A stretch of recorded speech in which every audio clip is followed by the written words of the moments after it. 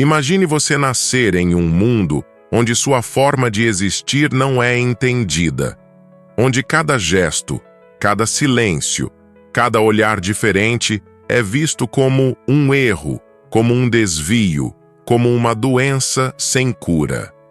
Agora imagine que, além disso, as pessoas à sua volta não sabem quem você é, não sabem como te ajudar e, muitas vezes, têm medo de você. Essa era a realidade de milhares de crianças nos anos 80, quando o autismo ainda era um mistério, uma palavra quase proibida, carregada de preconceito e confusão. Nos anos 80, o mundo ainda engatinhava na compreensão do autismo. Hoje nós falamos em espectro autista, mas naquela época esse conceito simplesmente não existia. O autismo era tratado como um distúrbio único, rígido, fechado numa caixinha que não deixava espaço para nuances.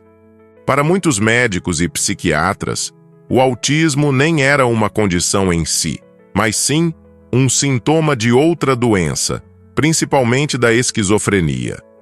Essa confusão aparece em fontes da época, como a própria Enciclopédia Barça, de 1987, que descrevia o autismo como uma perda de contato com a realidade, uma forma de psicose, um afastamento do mundo real para viver em fantasias e impulsos internos. Essa definição mostra claramente como a compreensão era limitada e atravessada por estigmas pesados. O diagnóstico também era um enorme desafio. Muitas famílias passavam anos peregrinando de consultório em consultório, ouvindo diagnósticos diferentes: esquizofrenia, deficiência intelectual, problemas emocionais, antes de finalmente encontrarem algum médico que falasse em autismo. Mesmo assim, o termo ainda soava estranho, pouco conhecido, e a sociedade praticamente ignorava sua existência. Não havia internet, não havia acesso rápido a pesquisas, e o conhecimento circulava lentamente em livros, congressos e artigos acadêmicos restritos. A maioria das famílias ficava perdida, sem informação confiável, enfrentando preconceito e solidão.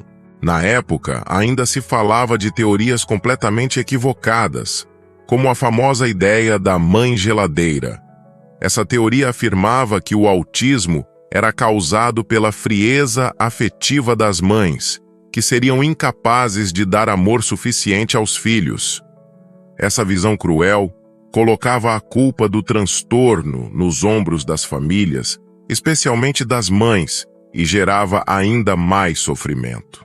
Só mais tarde, com o avanço das pesquisas científicas, ficou claro que o autismo tem uma base neurológica e genética, e nada a ver com o afeto materno. Em termos de tratamento, os anos 80 também foram um campo de experimentações confusas. Os médicos recorriam principalmente à psicoterapia, tentando trabalhar relacionamentos e comunicação, mas sem protocolos realmente eficazes. As terapias comportamentais, que hoje têm um espaço importante no manejo do autismo, ainda estavam começando a ganhar reconhecimento. E, na prática, muitos profissionais prescreviam medicamentos para controlar sintomas associados: insônia, hiperatividade, agressividade, irritabilidade, ansiedade. Antipsicóticos eram usados com frequência, mesmo em crianças pequenas, sem o mesmo cuidado que se tem hoje. Um marco importante daquela década foi o reconhecimento oficial do autismo como um transtorno específico no DSM-3, publicado em 1980.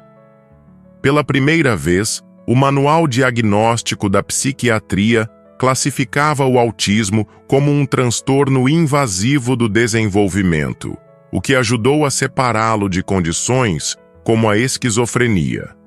Esse foi um passo fundamental para que novas pesquisas pudessem avançar. Nomes como Michael Rutter e Lorna Wing foram cruciais nessa época. Rutter ajudou a estabelecer bases científicas mais sólidas, e Wing introduziu o conceito de espectro, mostrando que havia uma grande variedade de manifestações e níveis de funcionamento. Foi só a partir daí que a comunidade médica começou a entender que não existia apenas um tipo de autismo. Mas ao mesmo tempo em que a ciência dava passos importantes, surgiam fatos em que instituições e hospitais psiquiátricos ainda eram assustadoras.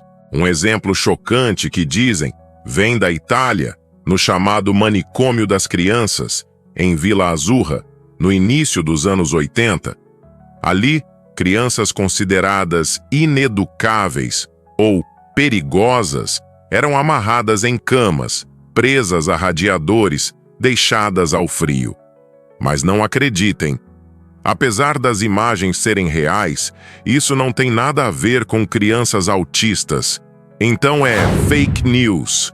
Ao mesmo tempo em que pesquisadores buscavam entender melhor o transtorno, muitas famílias e crianças sofriam com o abandono, o estigma e até a violência institucional.